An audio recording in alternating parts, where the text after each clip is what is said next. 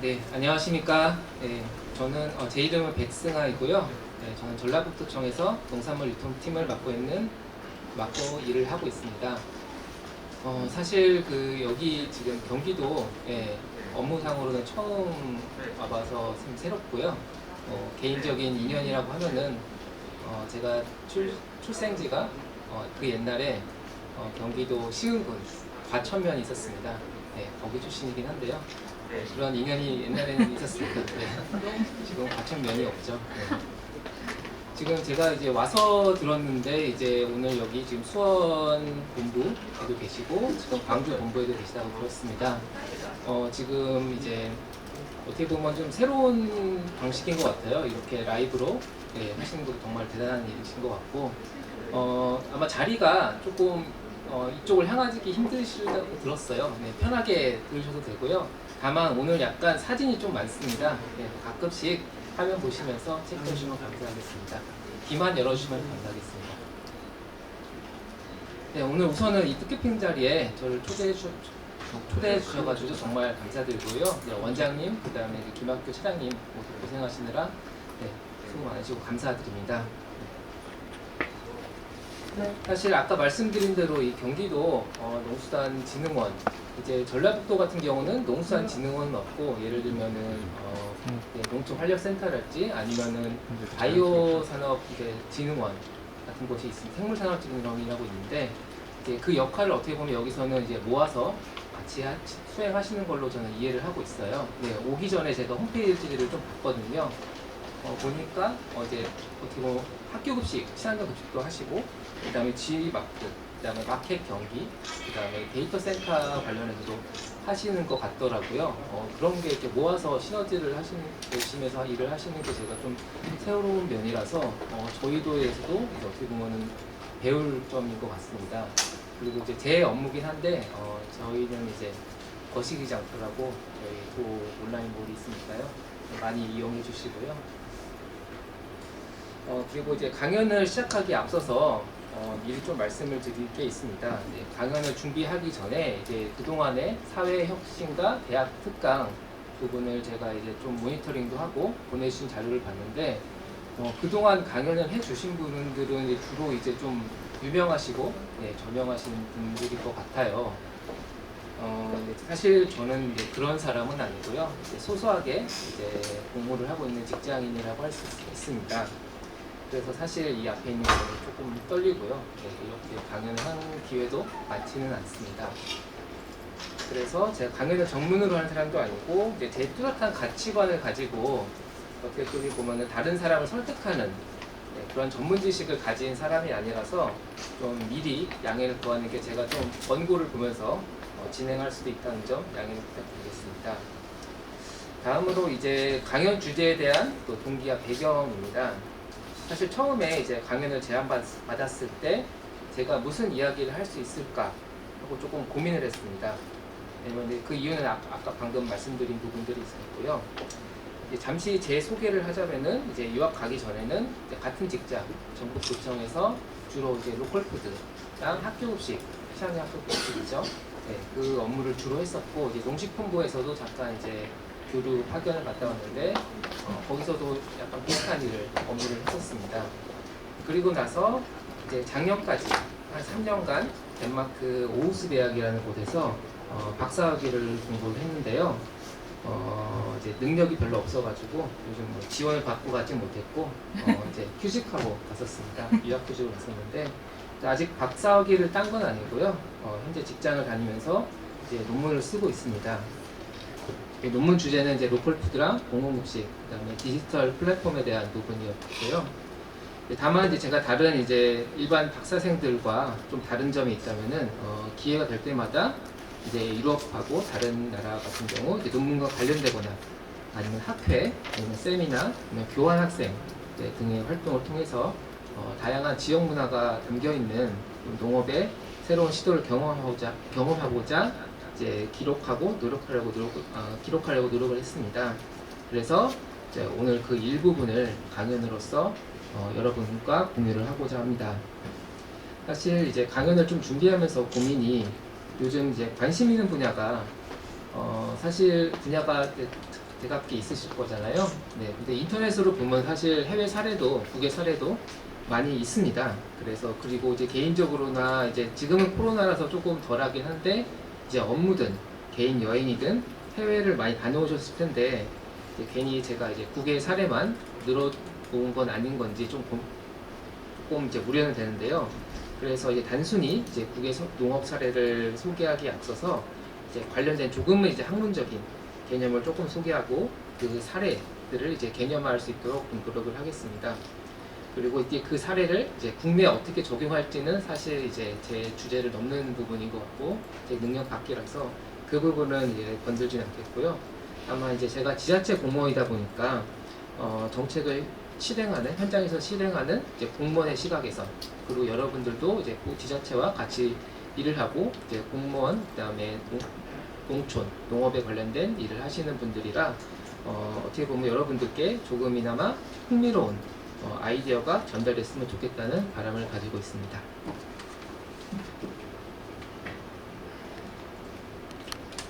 오늘 이제 강연을 할 순서입니다. 네, 오늘은 아까 말씀드린 대로 이제 사례와 사진이 조금 많습니다. 어떻게 보면은 제가 이제 유럽 국가를 주로 갔었는데 이제 사실 캐나다 사례가 하나가 있어가지고 오늘 강연 제목을 이제 유럽이 아니라 국외로 할 수가 있었고요. 이제 각 국가들이 조금 연관성이 떨어져 보이지만은 조금 이질적인 나라잖아요. 네. 그런 의미에서 첫 번째는 이제 로컬 푸드에 대한 살짝 이제 개념 같은 경우 제가 이해하는 한도 내에서 설명을 좀 드릴 거고요. 그 다음에 이제 덴마크, 네, 그동안 생각하신 거랑 좀 다른 부분에서 좀 설명을 드리고, 그 다음에 캐나다 퀘벡 지역, 우리한테는 이제 도깨비 드라마로 좀 유명해졌죠. 네, 그 부분을 좀 설명드리고, 그 다음에 혹시 들어보셨는지 모르겠지만 이탈리아 이제 북부에 보면 파르마라는 도시가 있습니다. 네, 그 도시에서 이제 그 지리적 표시대 관련된 얘기를 좀 드리고, 그 다음에 마지막으로는 네덜란드, 독일 부분의 농식품 관련 스타트업 부분을 조금 맛보기로 설명을 드리겠습니다. 제가 유럽에 있으면서 이제 가끔 이제 한인들을 만나보면 이제 주로 관광 관련된 가이드를 하시는 분들이 계세요. 네, 근데 이제 코로나 때문에 그분들이 많이 일자리를 잃으시고 이제 활로를 찾다 보니까 그 이제 온라인 유튜브나 그런 걸로 이제 대신 소개하는 그런 팁 프로그램도 있더라고요. 그래서 오늘 강연은 좀 그 부분을 이제 랜선 여행이라고 하더라고요. 네, 그런 부분을 참고하셔가지고 부담 없이 들어주시면 감사하겠습니다.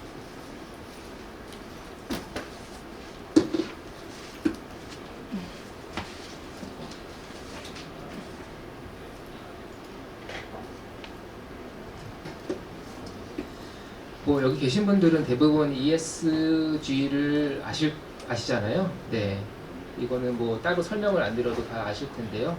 네, 이제 요즘 각 기업들이 지속 가능성을 이행하고 강조하기 위해서 이제 ESG를 내세우고 있는데, 이제 유행처럼 그리고 정부 분야에서도 이거에 대해서 관심이 많이 있고, 그 지속 가능성은 당연히 이제 환경이나 아니면 사회, 기후 변화에 대한 얘기일 수도 있고, 사회적인 얘기일 수도 있고, 돈 원가 상생 부분도 있을 수 있고요. 그 다음에 이제 G 같은 경우는 이제 지배 구조잖아요. 거버넌스. 네, 그 부분이 있습니다. 그래서 이제 오늘 강의에서는 이제 그 부분을 그대로 쓸 수는 없을 것 같고, 이제 제 나름대로 생각한 부분이 이제 ESR 플러스 이제 I라고 저희가 명명을 했는데, 첫 번째는 이제 환경적인 부분은 이제 뒤에 설명을 드리겠지만은 이제 기후 변화 부분도 있지만 이제 지역의 이제 자연 환경을 자원화해서 어떻게 쓸 수 있는지 부분에 대해서 이제 이 일을 선택을 했고, 그 다음에 소셜 네 부분에서는 사회적인 관계 네 부분을 어떻게 농식품 분야에서 해결을 했는지 하고 있는지 그 부분에서 S, 그 다음에 R 같은 경우는 리저널, 루럴 네, 이 부분은 이제 지역과 농촌. 네, 사실 저희 이제 아시겠지만 전라북도는 되게 농촌 지역입니다. 저희 입장에서는 이제 경기도랄지 서울은 엄청난 이제 대도시고 이제 도시 지역인데, 저도 이제 알아보고 하니까 경기도도 당연히 농업이 큰 비중을 차지하고 농촌도 많은 부분을 차지하고 있다는 것을 알고 있어가지고, 네, 이 부분에 대해서도 뭔가 아이디어가 됐으면 좋을 것 같아서 추가를 했고요. 네, 마지막은 I 이노베이션 이제 혁신 부분에서 요즘 혁신에 대한 이제 아젠다랄지 이제 이슈가 많잖아요. 네, 그런 부분을 이제 그동안의 ESR 부분에서 모집된 모아진 이런 자원을 가지고 어떻게 이노베이션을 할 수 있는지, 네, 그 부분에 대해서 네, 설명을 드리겠습니다. 그래서 이거는 추가 설명을 드리면은 뭐 교과서나 논문에 나오는 개념은 아니고요. 제가 그냥 만든 거니까 네, 그냥 이런 게 이럴 수도 있겠구나 하고 그냥 들으시면 될 것 같습니다.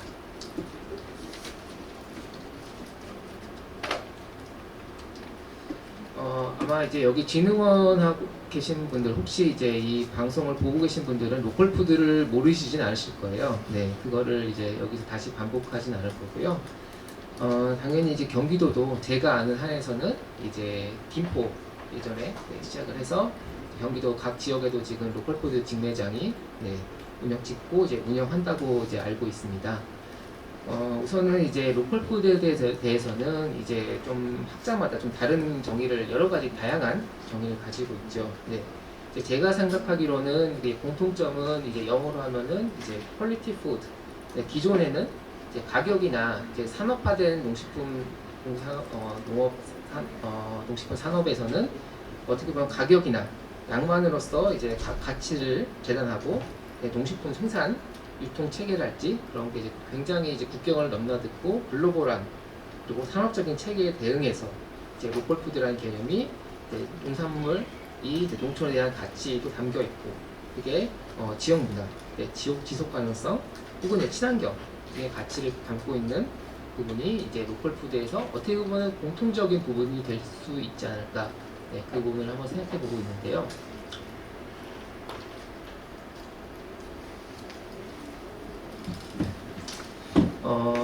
이제 기준을 제가 한 세 가지 정도로 이제 구분을 해봤습니다.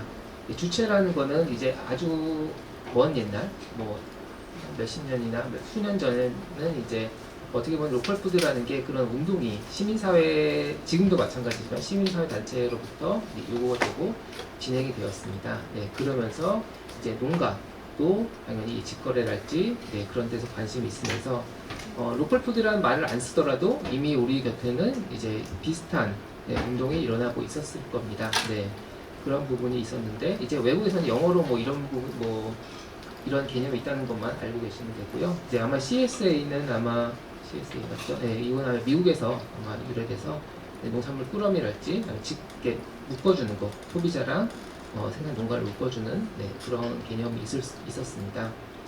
이제 방식과 목적에 대해서 우리가 제가 이제 그 로컬푸드 팀장을 할 때 좀 헷갈렸던 부분이 뭐가 있었냐면은 이 직거래와 어떻게 보면 농특산물에 대해서 개념을 이제 지방에서는 조금 혼용하면서 쓰고 있다는 느낌이 좀 들었습니다. 저희 이제 전북 같은 경우는 이제 로컬푸드에 대해서 이제 완주에서부터 시작이 됐었는데 그때 내세운 점이 뭐였냐면은 이제 당일 좀 신선한 하고 이제 안전한 믿을 수 있는 그런 얼굴 있는 먹거리를 그 지역에서 소비하는 네, 그런 점에서 각광을 받았었습니다. 하지만은 저희 이제 잘 아시겠지만은 이제 전북 같은 경우는 그 농산물을 큰 도시나 서울 수도권에 이제 팔아야 되는 입장이었을 때 이거를 만약에 그대로 가져갔을 때 이거를 로컬푸드라는 이름을 붙일 수 있는 건지 거기에 대해서 나름 이제 고민이 있었고요. 그러다 보니까 이제 공부를 하다 보니 이제 외국에서는 뭐 이미 우리나라 다 알고 있을 겁니다. 직거래 부분이랑 이제 그다음에 농특산물 테루아라고 이제 약간 프랑스어긴 한데 이 지역의 인문 사회 아니면은 자연 환경 역사 아니면 사람과의 관계 그런 특성을 담은 그 지리적 표시에 대한 이제 개념이 따로 있어서 저희가 이제 그것도 이제 로컬푸드로 볼 수도 있고 어떻게 적용하는 거에 따라 다를 수는 있겠지만은 우리가 이렇게 구분도 할 수 있다 이 정도 보면은 좋을 것 같습니다. 뭐 직거래는 당연히 중간 이제 유통 단계를 줄이고 네, 그 부분을 다 하실 거고요. 이제 좀 정책적인 거는 아마 이제 들으셨겠지만은 이제 우리나라 같은 경우 농식품부 중앙부처에서 이제 대통령 공약 사업이기도 한데 이제 푸드 플랜을 국가 단위랑 이제 지역 단위 그 부분에서 이제 세우고 있고 실행하고 있고요. 각 도시들이 이제 푸드 플랜, 경기도도 마찬가지로 이제 푸드 플랜을 세우고 하고 있는데 이제 외국에서는 이제 푸드 플랜이란 말도 있지만은 이제 푸드 스트래티지 이런 말을 붙여가지고 예를 들면은 미국에서도 각 나라들, 각 도시들, 유럽의 도시들 또 이런 관심 있는 도시들은 이걸 세우고 있습니다. 사실 이거는 이제 아래 나온 먹거리위원회, 우리말로 했을 때는 먹거리위원회인데 이 농식품에 대한 거버넌스 이 부분과 뗄 수 없는 부분입니다. 네, 이게 다 포함돼서 정책을 추진하도록 이렇게 관심이 있고 있습니다. 좀 이제 개념적인 걸 좀 설명을 드리고 있는데요. 잘 아시겠지만 유기농 인증 이제 라벨 부분입니다. 이제 우리나라뿐만 아니라 다른 나라 부분이 있는데 이제 우리나라는 이제 유기농이나 무농약, 이제 무항생제 같이 이제 우리나라만의 이제 유기농 친환경 마크를 이제 한글로 갖고 있고 농식품부 혹은 이제 연구원에서 관리를 하고 있죠. 일원화에서 이제 국가에서 관리하지만은 제가 이제 돌아다녀보고 좀 조사를 하다 보니까 이제 유기농 이 라벨도 혹은 지역에 따라 아니면 국경을 넘어서 아니면 국가가 관리할 수도 있고 민간에서 관리할 수도 있고 이런 부분이 있더라고요. 그래서 잠깐 보면은 이제 우리나라 유기농 마크가 있고 그 밑에는 EU 유럽입니다. 네, 약간 그 나뭇잎 표시가 돼 있죠. 그래서 보통 유럽 같은 경우는 이제 저 하나 붙일 수도 있고 아니면 각 국가마다 나름의 유기농 마크가 있으면은 이걸 같이 병행해서 붙이는 경우들이 있습니다. 그래서 예를 들면은 이 아래에 있는 빨간색 그 약간 왕관같이 보이는 건 덴마크 유기농 마크입니다. 네, 그런 부분이 있고 이제 USDA 같은 경우는 미국이죠. 네, 미국이고 그 다음에 넘어가서는 크라브는 이제 스웨덴의 자체의 유기농 라벨이고요. 그 다음은 이제 에코 이제 조금 검은색 부분이 있는데 이거는 네덜란드에서도 네덜란드 북부에 프리슬란드라는 네, 지역이 있는데 그 지역에서만 이제 이용하는 그 유기농 마크가 있습니다. 그 마찬가지로 유럽 마크랑 같이 혼용을 하고 있죠. 네. 그 다음에 아까 말씀드린 대로 덴마크의 유기농 마크 네, 이 부분은 따로 설명을 드리겠습니다. 그리고 그 위에서는 데메테르라고 이 부분 같은 경우는 그 독일에서 거의 100년 전부터 시작된 유기농 인증인데 이제 민간에서 운영을 하는 거죠. 근데 꼭 독일에서만 쓰는 것도 아니고 그러니까 독일과 인근에 있는 예를 들면 우리 독일어권 국가들이라고 할 수 있는 오스트리아랄지 아니면 스위스에서도 이 마크를 쓰고 있는데 이게 또 기준이 기존의 EU보다 더 높습니다. 좀 더 높은 단계의 유기농에서 거의 자연농 약간 그런 느낌의 유기농 마크입니다. 또 반대로 그 위에 있는 잘 안 보이시지만은 이제 스위스의 나름의 이제 유기농 마크입니다.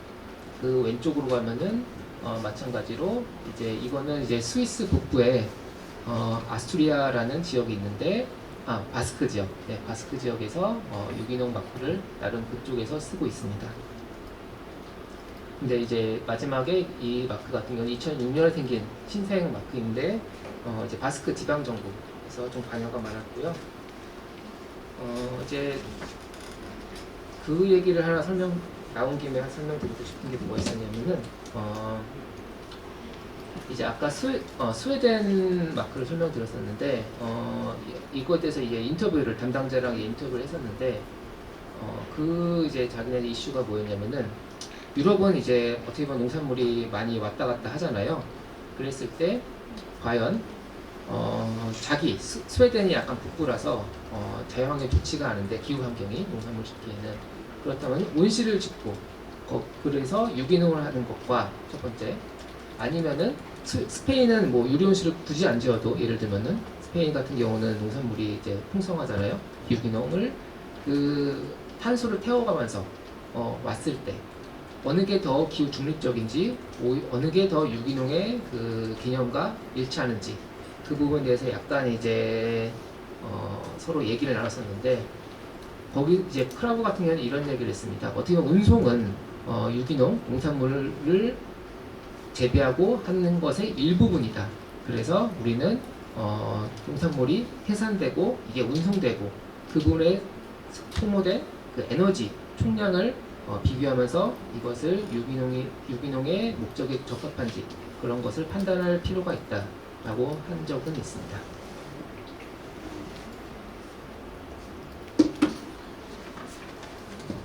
네, 사례전에 너무 개념적인 얘기가 많네요. 근데 이거는 조금 지리적 표시는 좀 아셔야 할 부분이 있어가지고 좀 뒤 설명을 드리겠습니다.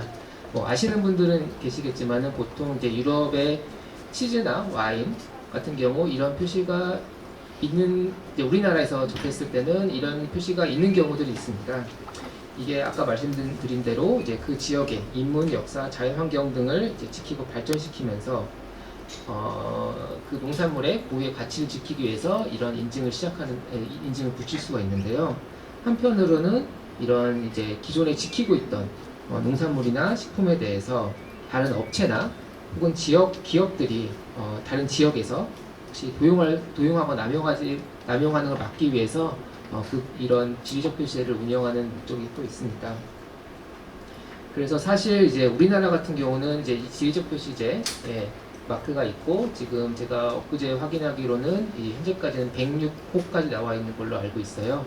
예를 들면 경기도 같은 경우는 안성 쌀이 있더라고요. 하지만은 이제 우리나라에서는 적어도 좀 이 지리적 표시제가 아직은 소비자나 생산자한테 와닿는 제도 인증이라고는 아직 보기는 힘들 수 있습니다. 소비자로서 우리가 이제 예를 들어 마트를 갔을 때 이 지리적 표시를 뭐 유심히 이걸 사겠다 하시는 분들은 아마 많지 않으실 거예요. 그리고 생산자들도 아직까지는 이거에 대해서 큰 장점을 못 느끼고 있어서 저희 도 같은 경우도 전라북도 같은 경우도 이제 꽤 이 지리적 표시에 대한 상품들이 있는데 사실 농가들도 사실 관심이 별로 없어요. 네, 명목상만 조금 유지되고 있는 부분이 있어서 이 부분을 좀 저희 도 같은 경우 진흥시키고 싶은 마음은 좀 있고요. 네, 다행히도 이 업무도 저희 팀 업무라서 네, 지리적 표시제랑 아까 온라인 쇼핑몰도 저희 업무입니다. 다시 돌아와서 이제 EU에서 왜 이거를 자꾸 이제 강조하느냐 하면은 유럽에서는 이미 지금 3,400개 이상의 지금 GI 제품들이 있습니다. 그리고 첫 번째 이 PDO 같은 경우는 이제 우리말로 한다면은 이제 원산지 명칭보라고 해서 생산 가공 이 전 과정이 특정 지역에서 이루어지고 당연히 그 재료도 그 지역에서 생산되는 재료를 써야겠죠. 그리고 이제 PGI는 그 아래는 이제 지리적 표시 보호라고 해서 그 생산 가공 그 부분에 어느 한 과정이라도 그 지역에서 이루어진다면은 인정을 해주는 그런 인증입니다. 그랬을 때 다시 이제 돌아오면은 EU에서는 정책적으로 다른 나라 특히 이제 유럽 밖에 개도국이랄지 동남아시아 아니 아프리카 중국 이런 다른 나라에도 이 시스템을 도입하려고 정책적으로 지금 국제적으로 협력을 하고 있어요. 이제 스페인에서 한번 이 회의가 있어가지고 가봤는데 거기서 은연중에 말하는 거는 유럽에서 농식품 이제 수출해서 경쟁 국가나 이제 지역은 아마 미국이나 호주처럼 대량으로 양이나 가격으로 승부하는 그런 쪽의 농산물인데 거기에 대응해서 이제 유럽 같은 경우는 농산물의 질, 가치를 담을 수 있는 이 지리적 표시제를 유럽뿐만 아니라 다른 이제 개도국이랄지 다른 나라에 전파하려고 매우 노력을 하고 있다는 걸 느꼈습니다. 예를 들면 이제 캄보디아도 그날 회의에 보면은 캄보디아의 장관도 와서 자기네 이제 자기 나라에 있는 농산물을 이 시스템 하에서 등록을 해놨어요. 네, 그런 부분이 있어서 유럽에서는 이제 이걸 전체적으로 되게 밀고 있다. 네, 그런 부분을 말씀드리고요.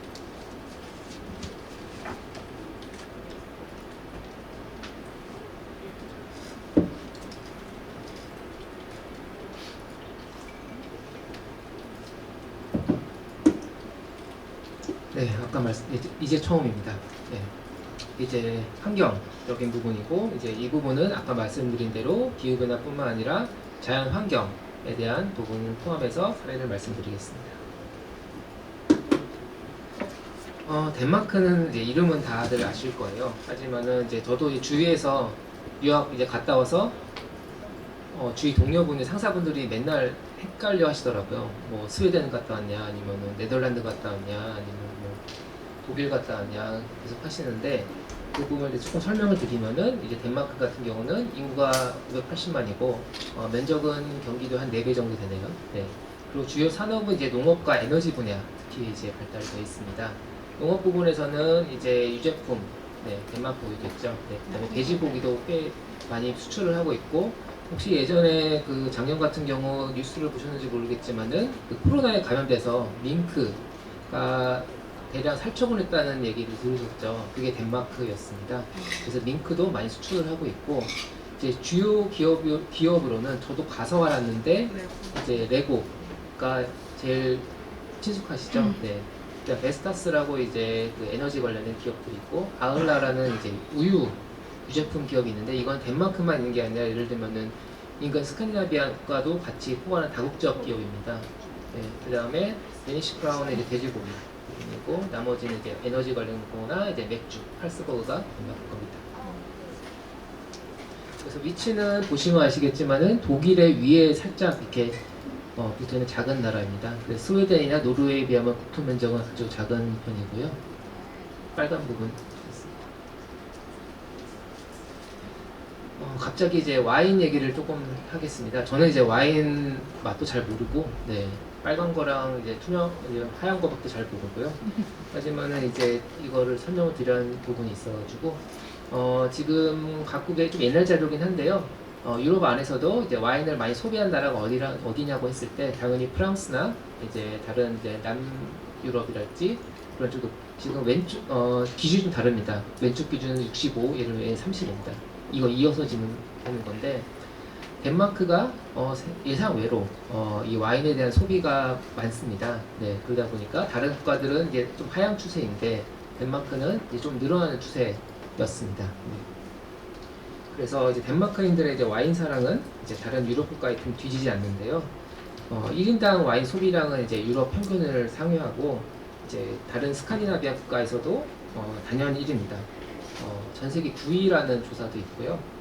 네, 하지만은 이제 이 와인을 사랑하는 거에 반면에 이제 그 덴마크에서 이제 와인을 생산할 수 있느냐라고 봤을 때 위도랄지 아니면 기후상 이제 와인 산지라는 거리가 멀고 이제 사과는 많이 생산을 합니다. 그럼 사과로 이제 사과주를 만들어서 그 정도의 만족을 하고 있었습니다.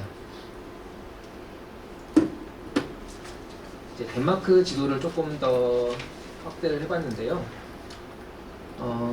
이걸 쓸 기가 됐네요. 이제 이 덴마크 이 색깔 있는 부분 덴마크고, 이제 여기가 코펜하겐 수도입니다. 대부분 수도는 아시는데 다른 도시는 다 모르시더라고요.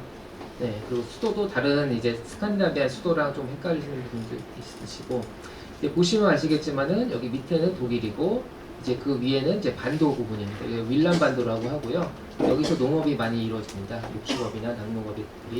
그다음에 가운데가 핀섬이라고, 여기가 오덴세라는 도시가 있는데, 그래서 안데르센, 네, 고향이기도 하고, 네, 많은 그 박물관이나 그런 부분이 여기 오덴세에 있습니다. 그 다음에 여기가 이제 본섬이죠. 수도가 있는 섬이고, 이제 여기서 이제 아래로 쭉 내려가면은 이제 이 롤랑섬이 있는데, 이게 이제 오늘 말씀드릴 섬입니다. 그래서 이 섬 같은 경우는 이제 덴마크에서 코펜하겐에서 이제 기차로 한 3시간 갈 수 있는 곳인데요. 3시간이면 되게 멀어 보이는데 덴마크는 이제 국도 작고 이제 각 이 부분들이 다 다리로 연결되어 있고 좀 시간이 많이 걸리더라고요. 나라가 작은데도 불구하고 그리고 고속철도도 없습니다. 네, 그래서 한 3시간 정도 걸렸는데, 이 아까 말씀드린 섬에서 이제 왼쪽 부분, 서쪽 부분에 이제 나스코우라는 도시가 있었습니다. 저는 이제 제목을 이렇게 잡았었거든요. 이제 달콤한 설탕의 도시에서 이제 와인의 도시로 바뀌지 않을까, 저희가 이름을 붙여봤고요. 이제 여기가 이제 바다 건너서 독일을 북부랑 멀지 않기 때문에 좀 한적한 도시였는데, 150년 전에 철도, 그 다음에 90년 전에는 아까 본섬과 대교가 연결되면서 약간 교통의 요지로서 농산물 가공이랑 제조업, 조선, 무역 같은 것이 이제 흥하기 시작했습니다. 이제 무엇보다 설탕 생산이 이제 좀 유명했다고 해요. 그래서 19세기에는 사탕무 플랜테이션이 이쪽에서 이루어졌습니다. 우리가 보통 뭐 남미나 그런 데서 사탕무, 뭐 아시아랄지 그런 데서 사탕무 플랜테이션이 이루어진 것 같았는데, 여기서도 이게 이루어져서 이제 폴란드에 있는 계절 노동자들이 여기 와서 일을 했고요. 한때 이제 이 회사 이름이 노르딕 슈가라는 이제 회사고 공장이 지금도 있습니다. 그래서 그 당시에는 이제 유럽 지역에서 가장 큰 설탕 공장이었다고도 합니다. 이제 그 영광은 이제 박물관 이제 박제가 되어 있고요. 하지만은 요즘은 이 설탕 공장도 어떻게 보면 석탄과 석유를 떼는 공정 때문에 친환경이지 않다라는 조금 비판을 받고 있기도 합니다.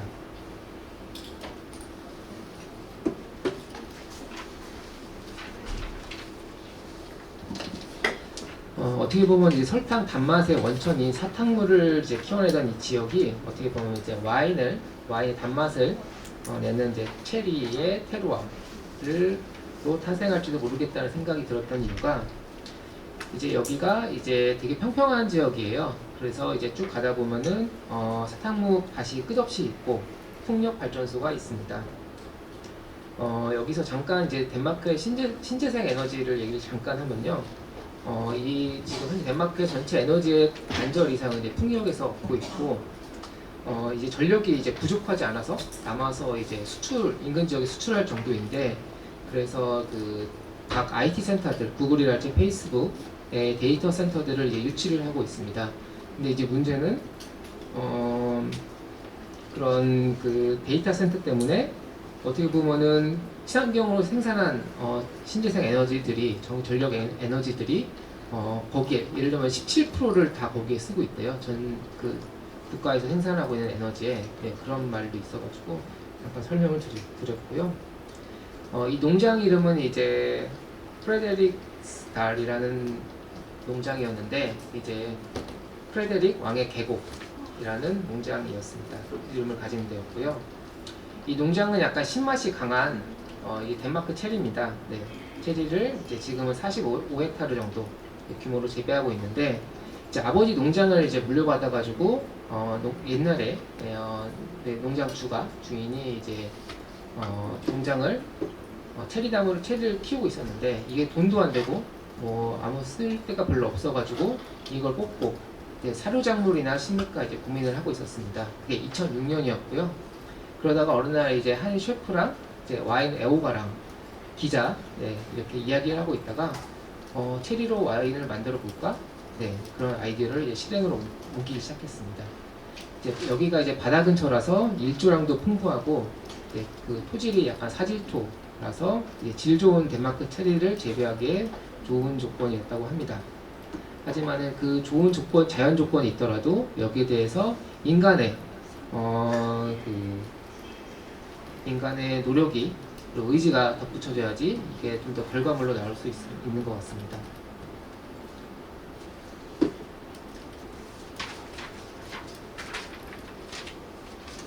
그래서 이제 사진을 보시면요,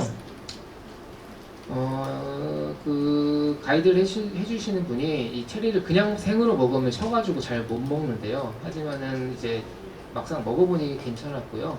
근데 이제 혹시 아로니아라고 정보를 들어보시는지 모르겠어요.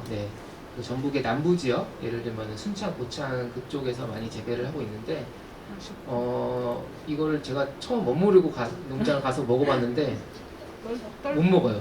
진짜 난생 처음 맛보는 거라서.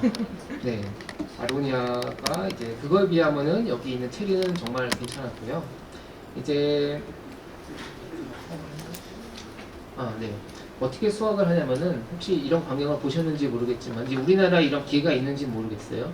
이거는 덴마크에서 찍은 건 아니고 이제 그리스 크레타 섬에서 찍은 건데 올리브나무입니다. 올리브를 이제 어떻게 수확하냐 했을 때 사람이 일일이 따지면 당연히 못하고 이거를 이제 밑에 이제 기계가 감싸서 흔듭니다.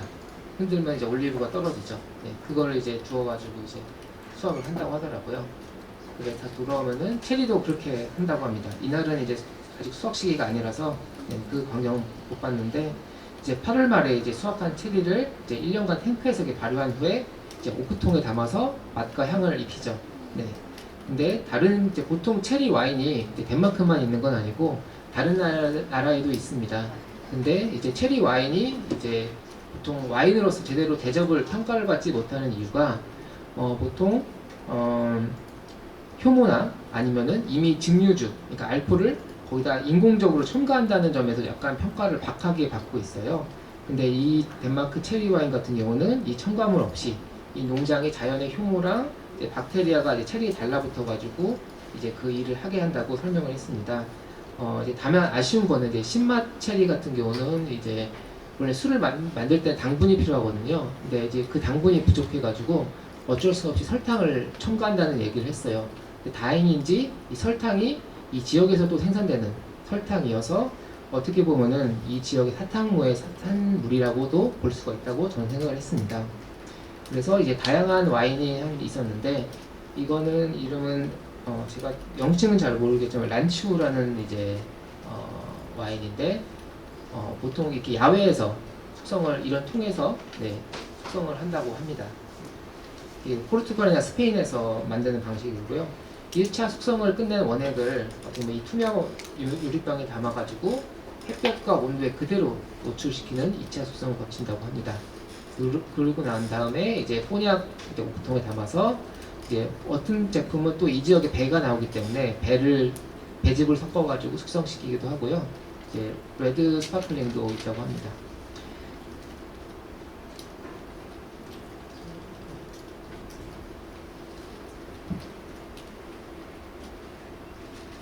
근데 이 와이너리의 이제 좀 특징이 지금도 계속 친환경적인 유기농적인 시도를 하고 있다고 합니다. 그래서 원래는 빽빽하게 사가지 수확량도 높고 성장도 빠르고 이제 방풍적인 효과가 있는 나무들을요. 근데 이건 여기는 좀 더 간격을 넓게 6m에서 9m 정도 이제 충분히 주고 그러면서 병충에 대한 저항성을 높이고 그다음에 그쪽의 말로는 이제 맛의 깊이를 높인다고 합니다. 그다음에 글로벌 GAP도 땄고요. 네. 그러면서 그리고 이제 덴마크의 첫 와인 마스터인 사람을 이제 불러가지고 정기적으로 맛을 조정하고 있는데 이것 또한 이제 덴마크의 로컬 푸드라고 볼 수도 있을 것 같습니다. 그래서 이 가이드 해주신 분이 이제 되게 이거 테루아에 대해서 되게 자부심이 높았는데 어떻게 보면은 과거의 설탕의 영광이 이 지역의 설탕의 영광이 이 체리 와인으로 승화될 수도 있지 않을까 하는 생각을 해봤습니다.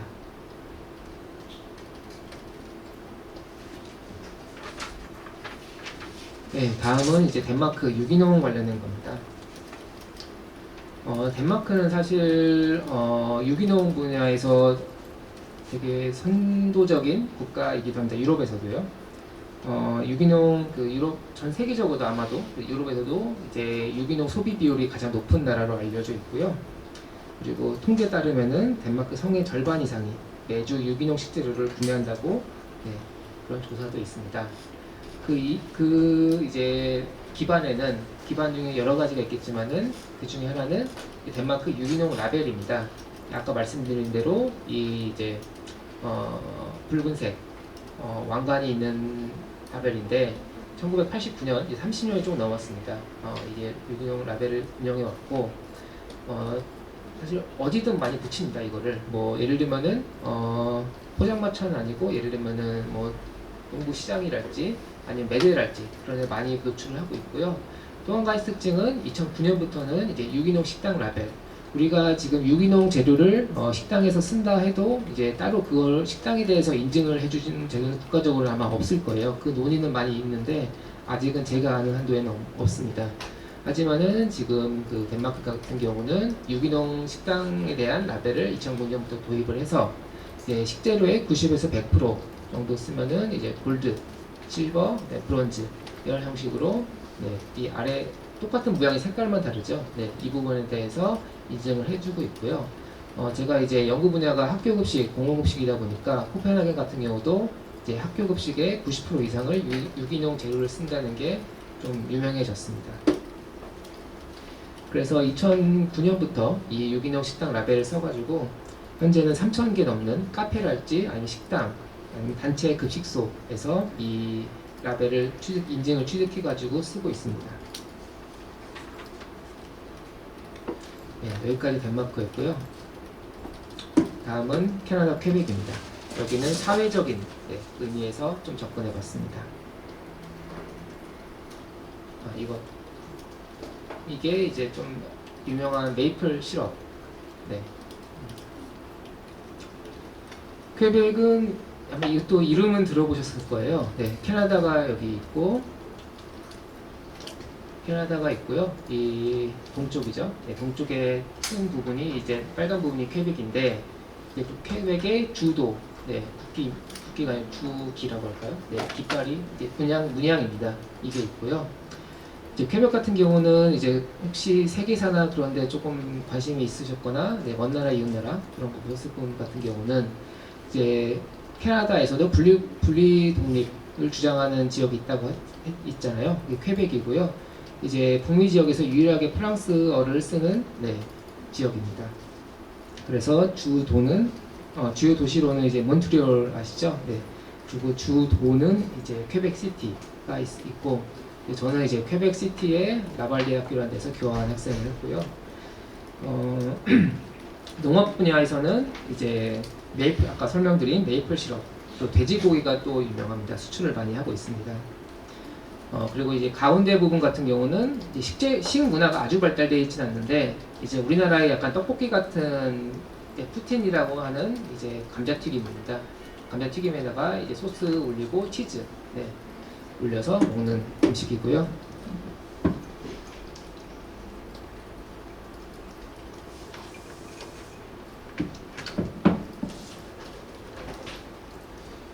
지금 오른쪽 이 사진은 뭐냐면은 이제 작년 코로나가 유럽이든 다른 나라에서 터졌을 때 자랑스러운 우리나라는 뭐 사재기가 일어나지 않았지만은 유럽이나 다른 나라에서는 초반에 이 식량 때문에 식량 사재기가 있었잖아요.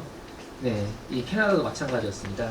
그래서 저도 슈퍼마켓을 가니까 이제 거의 이제 파스타가 바닥이 났었어요. 네, 이 장면을 한번 찍어봤고요. 이제 오늘 캐나다 부분은 이제 코로나랑 좀 관련이 있어가지고요.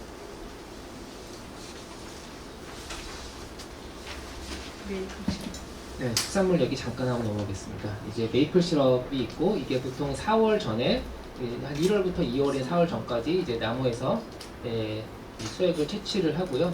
각 농장들이 이제 엄청 지역이 많습니다. 퀘벡 지역에. 그리고 이제 위도상, 아까 이제 포도나 그런 거를 재배할 수 없기 때문에 이제 사과가 많이 있는데요. 이제 이 사과를 이용해서 사과주랄지 아니면 사과주, 사이다를 많이 이제 생산을 합니다. 네, 이제 이게 주제입니다. 네. 이제 혹시 작년 초반에 이제 유럽 지역에서 코로나 퍼졌을 때, 그 집안에만 이제 락다운이 걸려서 집안에만 갇혀있던 사람들이 이제 예를 들면 이탈리아였을 거예요. 서로 이제 테라스에서 바라보고 노래 불러주고 그런 장면이 있었잖아요. 네, 그런 뉴스가 서로 위로해주고, 네, 그런 게 있었는데, 이제 퀘벡에 있을 때도 비슷한 일이 일어났습니다. 여기 보시면은 각 상가마다 이제 다 잘 될 거야, 모든 게 다 괜찮을 거야 하는 이런 표시를 다 그려가지고 붙이고, 이제 우리 연대를 힘을 보여주자, 뭐 그런 형식의 이런 그림도 많이 붙였습니다. 이제 제가 아까 말씀드린 대로 그 대학에 이제 갈 때가 이제 우리나라에서 아직 코로나가 막 시작되지 않았고, 이제 중국에서 터진다는 막 뉴스가 나오고 그때였어요. 네, 그래서 제가 뭐 가지 말라고 한 그런 정부 지침을 어긴 건 아니었고요. 일단은 괜찮았습니다. 그런데 이제 도착하고 이제 한 2주, 3주부터 이제 퀘벡 지역에도 이제 퍼지기 시작했어요. 이제 퀘벡 같은 경우는 이제 프랑스와 관련된 사람들이 많다 보니까 이제 휴가를 거기로 이제 많이 떠났습니다. 이제 겨울 방학처럼 애들 데리고 이제 많이 갔었는데, 그 사람들이 이제 돌아오고 나서 이제 코로나가 이제 막 퍼지기 시작했습니다. 그래서 학교 중심으로 또 요양병원, 그리고 요양병원이나 다른 지역에서 이제 사망자가 이제 급증해서 많은 피해를 이제 유발했는데, 그러면서 학교도 이제 문을 닫고 가게들도 문을 닫고 모든 게 다 온라인으로 진행되는 부분들이 있었죠. 그래서 이제 많은 가게나 동네 식당들이 이제 문을 닫아가지고 매출이 이제 감소하게 됐는데, 아까 말씀드린 대로 이제 이런 모든 게 다 잘 될 거야, 서로의 연대의 힘을 보여주는 그런 움직임이, 네, 되게 인상 깊었습니다. 그러면서 그 지역 상품을 이용하자, 그 지역 농산물을 이용하자, 네, 그런 운동이 일어났고, 이제 퀘벡 주 정부에서도 이걸 적극적으로 호응하기 시작했습니다. 그래서 여기 이제 마트에 가면은 이제 이 말이 뭐냐면, 여기 이 지역에서 생산됐다, 그 표시, 이제 대형마트였거든요. 여기는요. 그런 이제 지역산 이용에 대한 움직임이 있었고요. 참고로 이제 품종을 좀 설명드리면은 이건 이제 사과 이름은 맥킨토시입니다. 혹시 이제 북미의 좀 대표적인 사과 품종인데 여기 아까 말씀드린 대로 퀘벡산이라고 따로 표시가 되어 있고요.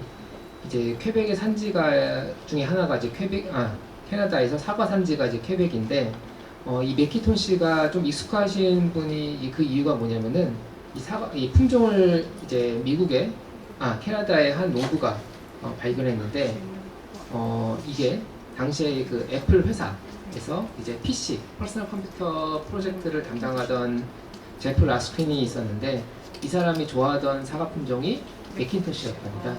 그래서 이제 그 애플사에서 만드는 PC도 이제 맥킨토시 아니면 맥으로 지금도 남아 있습니다.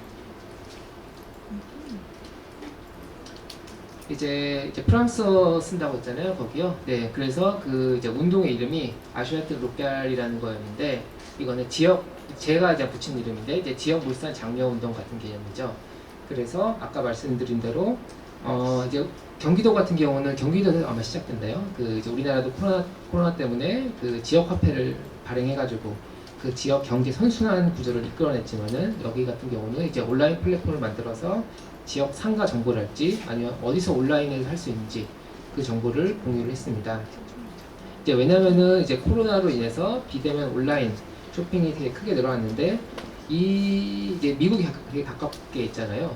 그러니까 사람들이 다 아마존에서 이제 구매를 하는 거예요. 그러다 보니까 이제 이런 포스터가 과연 온라인 그림만 살짝 보시면 되는데 이제 그 퀘벡의 이제 부가 다른 나라 아니면 다른 이제 중국이랄지 미국이랄지 아니면은 캐나다의 심지어 다른 지역으로 넘어간다 그런 것을 이제 설명하는 부분이었고요. 그래서 이제 온라인 쇼핑은 이제 국경이 없기 때문에 실제로 이제 코로나가 터진 다음에 아마존 우리나라도 마찬가지지만은 이제 아마존 같은 온라인 쇼핑 시장이 매우 커졌잖아요. 네, 그래서 오히려 이제 지역 상권이 이제 죽기 시작한 거죠. 네, 그래서 이거에 대한 이제 심정적인 운동이 일어나기 시작했고요. 정부에서도 이제 이 지역 이게 파란 바구니 같은 건데 이게 상징 로고로서 그 지역에 있는 상가나 식당을 이용하자 그리고 우리 지역의 농산물을 이용하자 이런 운동이 일어났습니다. 그래서 아까 그 상가에서 창문에서도 이 지역에서 지역산을 쓰자 이런 투어가 붙기 시작했고요. 실제로 조사에 따르면은 한 61%의 캐나다인 퀘벡 조사는 아직 없어가지고 61%의 캐나다인들이 식재료를 이제 온라인이 아니라 개별 소매 마트에서 사기를 희망한다는 그런 조사도 있었습니다.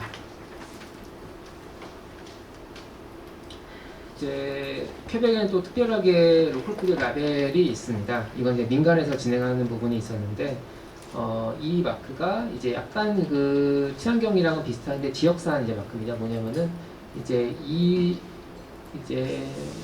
아리망 듀 퀘벡이라는 건데 퀘벡산 이제 먹거리죠. 네, 이 부분을 이제 그 재료와 그 가공 유통 부분, 가공 생산 부분이 모두 퀘벡에서 일어난다면은 이 마크를 주고 아니면은 아까 그 PGI 혹시 기억하시고 모르겠지만은 지리적 표시에서 일부분만 일어난다면은 이 마크를 주고 그리고 이거였습니다. 이거 세 번째였고 이 두 번째랑 이거는 같은 개념인데 이제 유기농 부분이 있었습니다. 유기농에 대해서도 지역산에 대한 마크가 있었습니다. 그리고 최근에 이제 도입된 게 뭐냐면은 아까 그 덴마크의 유기농 식당처럼 퀘벡에서도 식당에서 지역산 식재료를 쓰는 것에 대해서 이 마크랑 똑같은데 뒤에 이제 오문이라고 해서 이제 식당에서 쓰는 마크도 도입이 됐습니다. 단체크 식소나 이제 카페, 식당 다 포함된 거죠. 네, 그래서 아무튼 이 부분은 이제 많이 증가했다는 내용입니다. 넘어가겠습니다. 세 번째, 이제 지역과 농촌에 대한 이야기입니다. 이 부분은 이제 이탈리아 부분인데요. 이 사진은 뒤에 설명을 드리겠지만은 이제 햄입니다. 햄. 네. 돼지 뒷다리살로 만든 햄을 이제 건조하는, 숙성하는 그 지역이고요. 그 사진이고요. 이탈리아 북부, 네, 여기도 이제 교환학생으로 갔었는데, 설명을 드리면은, 아까 처음에 개념에 설명드린 PDO, PGI, 예, 지리적 표시에 관련된 부분입니다. 이탈리아는 이제 잘 아시겠지만 각 지역별로 식재료나 아니면은 다양한 식문화가 발달되어 있습니다. 그래서 프랑스와 마찬가지로 아까 말씀드린 지리적 표시제, PDO, PGI가 매우 많이 발달되어 있고요. 그래서 오늘 이제 알아볼 지역은 이제 북부에 밀라노 가기 전에 여기에 있는 에밀리아 로마니아 주인데 여기에는 이제 볼로냐제 파스타 혹시 들어보셨겠지만은 그걸로 유명한 볼로냐가 있고 여기가 주도고요. 그 다음에 그 옆에 모데나, 파르마가 제가 이제 교환학생을 했던 도시입니다. 그래서 오늘은 파르마를 중심으로 얘기를 드릴 건데 이제 볼로냐가 여기가 얼마나 식재료가 이탈리아 안에서도 이제 유명하냐면은 이제 예를 들면은 볼로냐는 이제 약간 별칭이 흥부의 도시, 라는 별칭이 있습니다. 워낙 이제 맛있는 것들이 많다는 의미죠. 네. 그리고 이 주도에서 다양하게 생산되는 그 특산물에 대한 표시가 있고 여기도 마찬가지로 이제 지리적 표시대, 그 부분이 있습니다. 크게 이제 세 가지 정도 이제 특산물을 제가 특산물을 소개를 드리겠습니다. 이제 파르마 지역은 이런 전통이 있는 식재료를 쓰기로 유명합니다. 그래서 이제 가장 왼쪽에 있는 게 이제 치즈입니다. 피자 같은 경우 이제 먹을 때 이제 파마산 치즈 뭐 그런 거 있잖아요. 네, 적어도 이 파르마에서는 파마산 치즈라는 말을 아예 안 씁니다. 네, 파미자노 레자노라는 이제 자기네 지역의 이 전통적인 방식으로 만든 파마산 치즈를 이제 만들고 먹는데 이 부분은 또 뒷부분에 제가 설명을 드리겠습니다. 그 다음에 이제 파르마 프로슈토라고 햄 부분인데 이거 같은 경우는 이제 그 농장을 방문했는데 이 지역에서는 도토리 나무가 많다고 합니다. 그러면 이제 바람이 불 때 그 숙성실도 남북 방향으로 창을 내서 그 도토리 나무에 좀 미세한 입자가 들어올 수 있게 해서 그게 이 돼지고기 뒷다리에 붙게 하는 부분이 있다고 하고요. 돼지 뒷다리랑 소금, 후추를 사용해서 3년 이상 숙성을 하고 그리고 이걸 이제 다 숙성이 끝난 다음에 이거를 실제 잘라서 제품을 만들 때도 그 숙성에 미치는 영향을 줄이기 위해서 약간 저온실에서 사람 손으로 직접 조금씩 커팅을 합니다. 그리고 파르마는 아니지만은 그 옆에 아까 말씀드린 모데나 이 부분은 발사믹 소스 다 아시잖아요. 네, 이 모데나라는 작은 도시에서 이제 만드는데 이것도 아까 말씀드린 PDO, PGI가 있고 이제 제가 가서 맛을 봤을 때는 예를 들면 15년 이상 된 약간 이건 홍삼 진액처럼 진한 끈적한 것도 있고 아니면 그냥 화이트 와인 식초를 담은 저렴한 제품들도 있었습니다.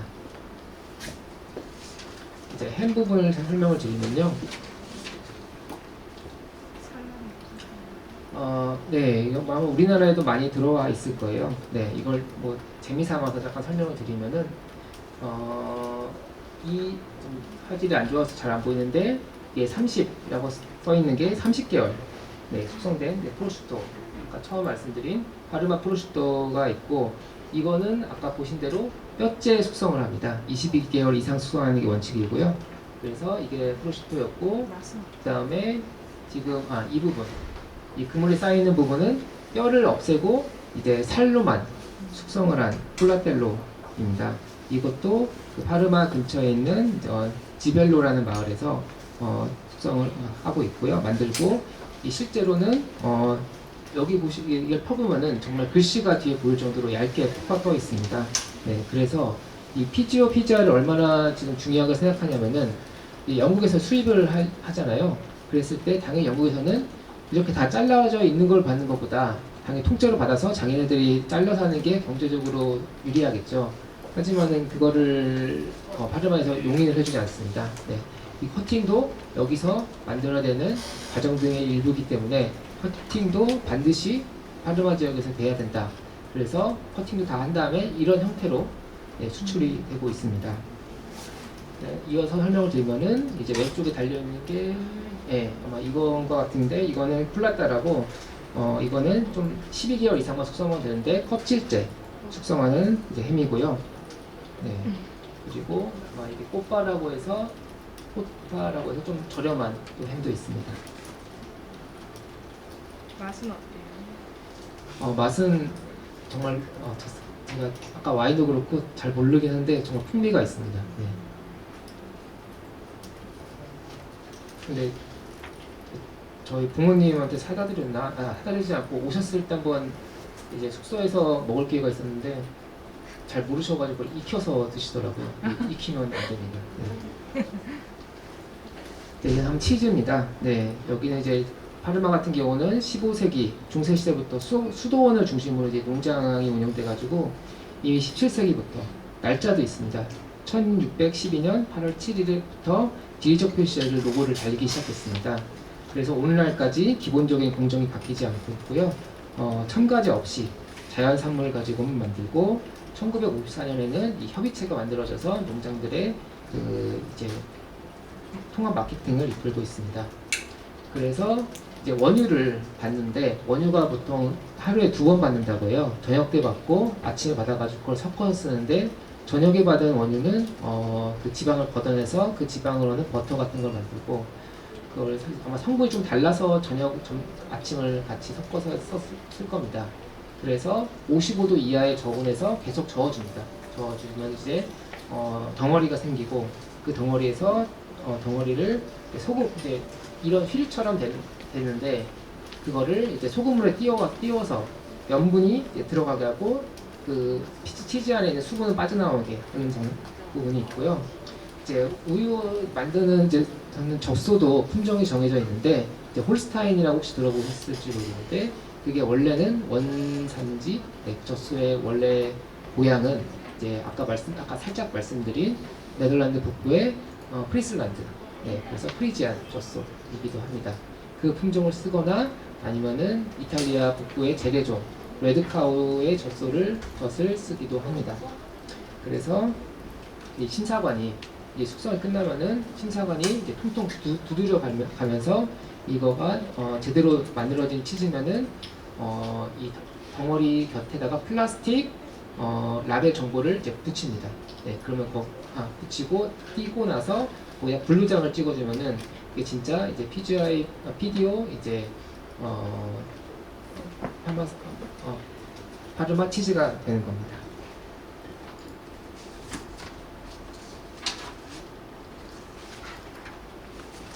그래서 보통 이제 최소 12개월, 24개월, 30개월, 40개월 그거에 따라서 제품군이 나뉘고요. 당연히 이제 오래된 거는 더 비싸고 여기 보시면은 결정의 차이가 납니다. 이게 더 결정이 오래된 거일수록 결정이 하얀 게 조그맣게 있거든요. 그러면 약간 더 씹히는 맛이 있고 더 깊은 맛이 납니다. 그리고 당연히 더 비싸고 그런 면이 있고요.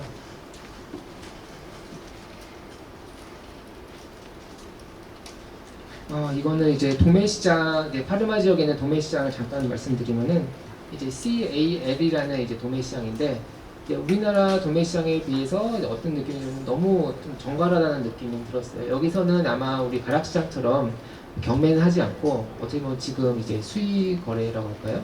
지금 뭐 시장 도매인 얘기도 있잖아요.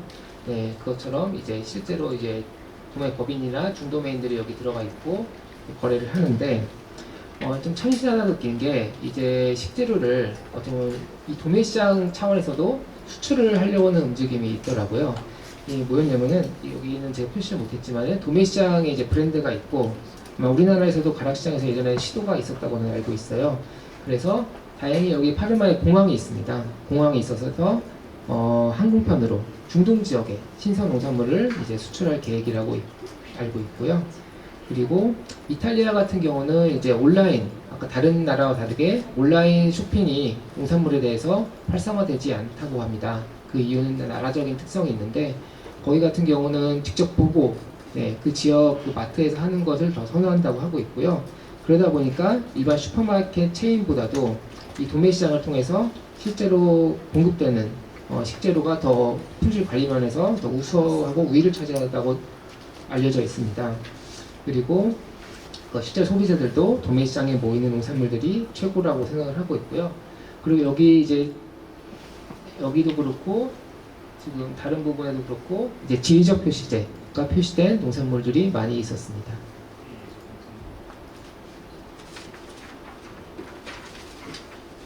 이 부분을 좀 설명을 드리려고 했는데 이 부분은 간단하게 너무 설명을 드리면요, 좀 학문적인 얘기긴 한데요.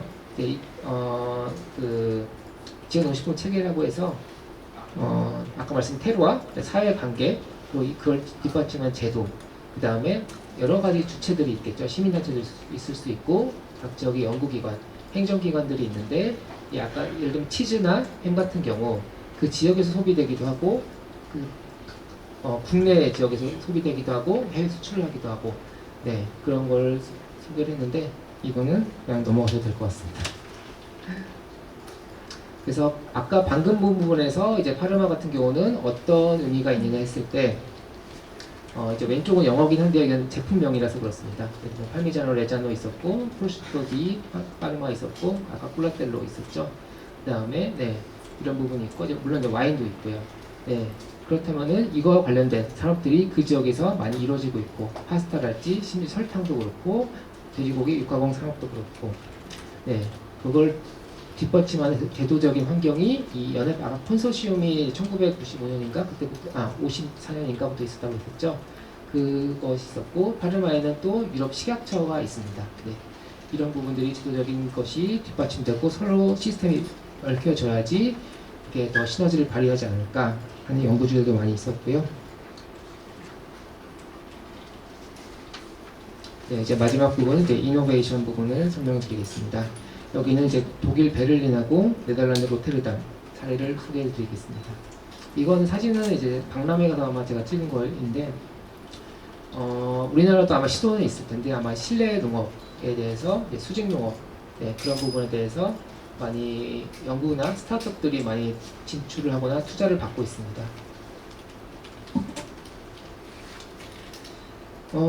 이제 유럽 생활을 해외 생활을 하다 보면은 이제 우리나라 보통 제품들 식품이 많이 그립잖아요. 고추장도 있고 라면도 같은 경우는 이제 주로 이제 한국 마트가 있으면 좋겠지만은 없는 도시 같은 경우는 보통 그 아시안 마트 아니면 중국 마트를 가면은 웬만한 한국 음식들이 있고 거기에 된장 간장들은 이제 우리나라 것도 있고 중국 것도 있고 일본 것도 있습니다.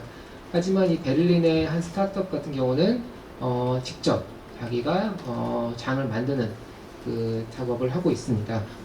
베를린을 조금 설명드리면은 베를린은 이제 농식품 분야도 마찬가지고 이제 많은 스타트업들이 유럽 내에서도 많이 모이고 전 세계적으로도 많이 모이는 젊은 아이디어가 많이 들어오고 있는 도시입니다. 지금은 아마 코로나 때문에 좀 상황이 바뀌었겠지만은 베를린에 이제 IT나 그 많은 스타트업이 몰리는 이유는 여러 가지 이유 중에서도 수도치고는 싼 집값과 물가 때문에 많이 모이고 이제 혹시 유럽 여행을 가셔보신 이제 젊으신 분들 같은 경우는 베를린 약간 분위기 힙한 분위기가 있거든요. 거기에 끌려서 젊은 사람들이 많이 모이고 그거에 따라서 그 사람들을 대상으로 하는 스타트업들이 많이 이루어지고 있습니다. 1인 가구도 많고요. 도시 자체도 약간 새로운 것, 힙한 것에 반응을 잘하기 때문에 이에 따라 새로운 식문화가 생기고 그것을 받아들이는 소비 행태가 좀 많이 볼 수가 있었습니다. 이 회사 이름은 이제 미미 퍼먼트라는 회사였는데 이 사장이 마르쿠스라는 사장이었습니다. 그래서 유기농 또는 이 지역에서 나는 재료를 가지고 이제 미소, 이제 여기는 약간 일본식으로 만드는 장이었습니다. 미소, 그다음에 미린, 그다음에 간장 등을 이제 2017년부터 만들고 있었고요. 이제 독일의 이제 지역 곳곳에 레스토랑에 납품하고 있었고, 이제 약간 오묘한 맛이 나가지고 그 부분에 대해서 언론에서도 많이 다루고 있었습니다. 베를린에서 좀 새로운 시도들을 좀 설명을 드리겠습니다. 제일 왼쪽부터 설명을 드릴 텐데요. 왼쪽은 이제 코우하우스라는 데인데 밀키트 체인입니다. 오프라인 매장이고요. 이제 우리나라에서도 이제 온라인 상에서 이제 밀키트에 대한 약간 수요가 이제 조금씩 늘어나고 있다고 저는 알고 있습니다. 근데 여기는 이제 오프라인 매장에서 아마 온라인 사업도 있을 텐데 오프라인에서 창립자가 라민 구라는 사람이었는데 원래 경영 컨설턴트를 였다가 일했던 이제 아마추어 요리사였습니다. 근데 요리를 할 때 항상 꼭 이제 한두 가지 재료를 빼먹는 그런 경험을 바탕으로 창업을 했고요. 이제 식재료 소매업 개념이고 이제 아마존 프레시랑 이제 파트너를 맺어가지고 약간 여기도 신개념 트렌디한 네, 식료품 점이었습니다. 이제 베를린에도 이제 베를린 기반 여기는 아니구나. 네, 근데 베를린에도 이제 마트가 몇 개 있었는데 제가 이제 되게 새로운 시도라고 느꼈는데 그렇지 않아도 엊그제 다시 한번 이제 온라인상에서 확인해 보니까 회사가 넘어갔습니다. 네. 근데 아무튼 이런 시도가 있었다는 거 좀 기억할 필요는 있을 것 같고요. 네, 특히 이제 두 번째 같은 경우는 이거 제가 SAP라고 읽어야 되나? 이게 저희 분야는 아닌데 아마 그 데이터 관리에서 글로벌한 기업입니다. 혹시 아시는 분도 계실 수 있습니다. 그런데 이제 베를린 같은 경우는 약간 대기업, 글로벌 회사들이 많이 있다 보니까 여기가 협업을 하거나 아니면 자체적으로 사내 스타트업 벤처를 운영하는 네, 그런 것이 좀 돋보이기도 합니다. 그래서 SAP 같은 경우는 자기 농식품 분야가 아님에도 불구하고 이런 이제 비대면 이게 식당이거든요. 실제요. 두 번째 가운데인데 앱을 깔거나 아니면은 이제 모바일 앱 사이트에서 이제 주문을 하고 그러면은 이제 요리를 한 다음에 이 박스 같은 데서 요리가 준비되면은 당연히 앱으로 알람이 오고 이제 여기 잘 안 보이지만은 이름이 뜹니다. 주문자 이름이 떠서 사람이 가져가서 먹을 수 있는데 저렴한 가격에 좀 질 좋은 음식을 먹을 수 있었던 네, 데이터 키친이었습니다. 그다음에 세 번째는 인팜이라는 좀 이것도 핫한 기업인데요. 이거 같은 경우는 이제 베를린 기반의 스타트업이었습니다. 네. 그런데 이건 잘 이제 색깔이 안 나오는데 식당입니다. 식당 한 켠에 이제 실제로 야채로 식물을 키우는 거죠. 이게 LED 아마 기반으로 이제 조명을 주고 할 텐데 이제 영어로는 버티컬이라고도 하는데 실내 농업이기도 하고 아니 수직 농장 네 그런 개념이고 이 아래 사진은 이제 실제 대형 마트에서 한 코너에서 실제로 네, 그 채소를 키우면서 소비자들이 진짜로 이거를 가지고 가서 살 수 있는 그런 네, 스타트업이었습니다. 그래서 아무리 도시라도 그 도시의 이제 고유의 특성을 반영해서 이런 농식품 분야에 다양한 시도가 있는 것을 좀 알 수가 있었습니다. 자, 이제 마지막으로 네덜란드입니다. 다들 잘 아시겠지만은 네덜란드는 전 세계적으로 이제 원예 농업, 그다음에 첨단 농업을 이끄는 농업 강국입니다. 네, 우리나라 이제 많은 시설 농가들이 이제 네덜란드의 제품, 시스템 그리고 종자를 네, 사용하죠. 덴마크하고는 좀 다릅니다. 덴마크는 오히려 그 온실이 거의 없습니다. 네덜란드는 국토 이제 환경도 그렇고 아마 그 원예 쪽에 방점을 찍어서 그런지 이제 시설 농업이 엄청 발달돼 있죠. 네. 그리고 그 한편에는 네덜란드에는 전세적인 농생명 대학인 이제 바흐닝엔 네, 대학이 있습니다. 네, 여기서 이제 교환학생을 했고요. 이제 매년 1, 2위를 다툽니다. 이 분야에서 전 세계 대학 랭킹을 봤을 때. 네, 근데 여기서는 그 대학 연구기관뿐만 아니라 정부기관 그리고 각 기업들이 모여가지고 농생명 관련된 클러스터를 이루고 있습니다. 이제 대기업 최근에 이제 유니레버 회사 있잖아요. 아마 그 회사가 연구기관이 아예 이 캠퍼스 안에 들어오기도 했고요. 그런데 이렇게 좀 발달된 최첨단을 걷는 네덜란드의 상황에 비춰볼 때 약간 좀 엉뚱한 네, 시도가 있어서 그 현장을 가봤습니다.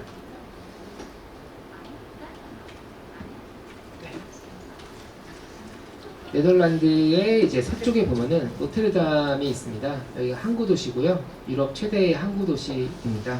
네, 당연히 이제 발달된 큰 도시죠. 네. 근데 여기서는 세계에서 최초로 이제 부유식, 네, 영어로는 플로팅 팜, 네, 해상 농장을 네, 만들었습니다. 이제 어떤 한 사람이 사람 이름이 좀 발음하기 힘들어서 어려운데 이 사람이 이제 2012년부터 구상을 해가지고요. 처음에는 이 소들이 이제 실제로 이 뱃멀미를 하지 않을까 하는 연구부터 시작을 해가지고 이 도시의 식량 안보 차원에서 이런 프로젝트를 진행했습니다.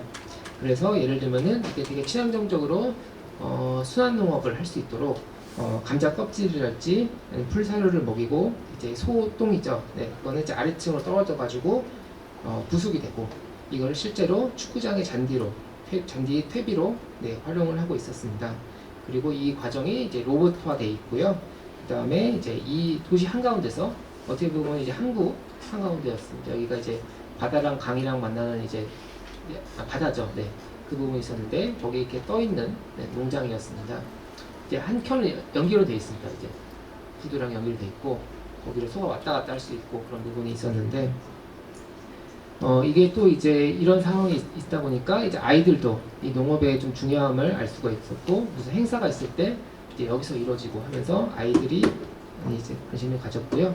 실제로 여기서 생산된 우유는 이제 제품화돼 가지고 지금 판매가 되고 있습니다.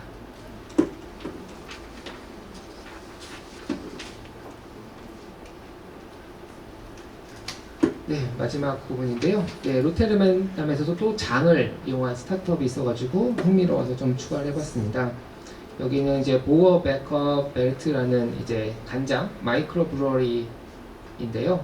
네, 이제 아예 아까 그 베를린의 그 창업자는 그래도 좀 일본이랑 관련이 있었는데 여기는 아예 동아시아 쪽에는 가본 적도 없는 네, 스타트업이라서 네, 신기했습니다. 네, 그 시작은 이제 토마스라는 이제 제빵사가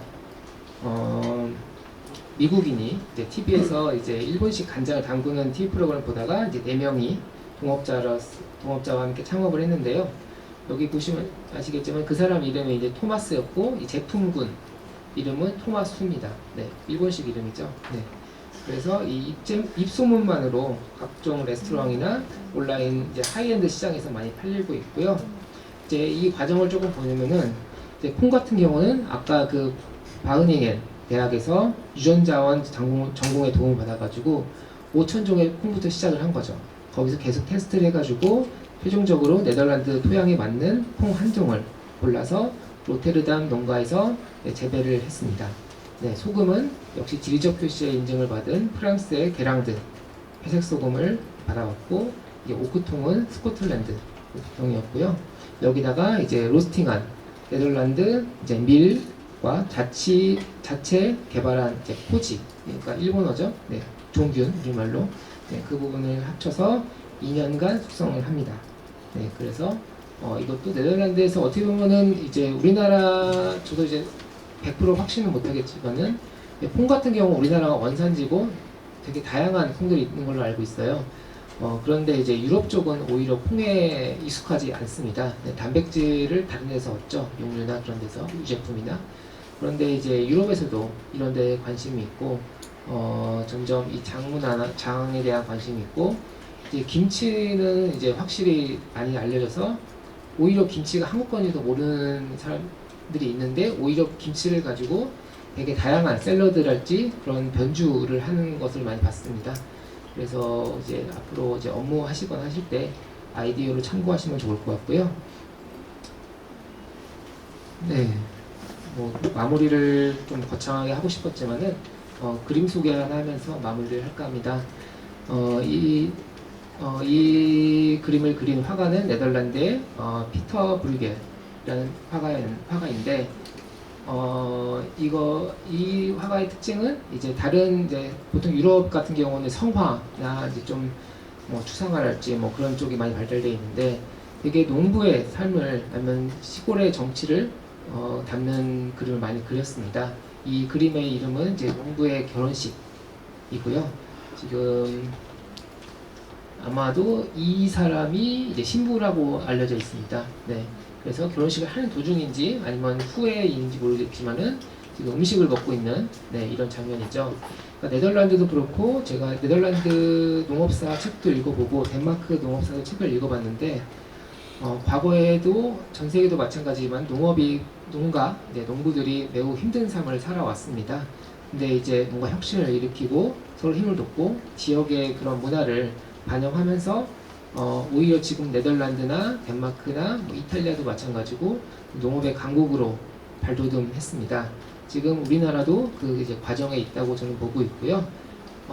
저는 사실 이제 농업직 공무원입니다. 그래서 이제 계속 이쪽 분야 일을 할 텐데, 저도 이제 경기도에서 많은 그 아이디어, 정책적인 아이디어, 예, 농수산진흥원의 아이디어도 많이 참고를 하고, 혹시 전북에 관련된 일이 있거나 아이디어가 있으면 서로 공유하면서 농업의 이제 발전을 이뤘으면 좋겠습니다.